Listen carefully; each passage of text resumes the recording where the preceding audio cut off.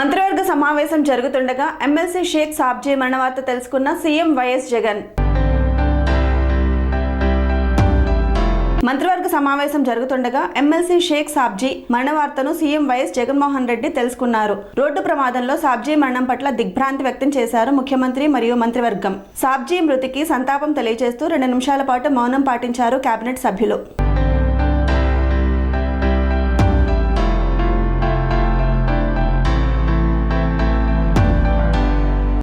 Serenity model high school విద్యార్థులకు అమ్మఒడి, సామాన్యులకు అందుబాటులో ఉన్న బడి సెరెనిటీ.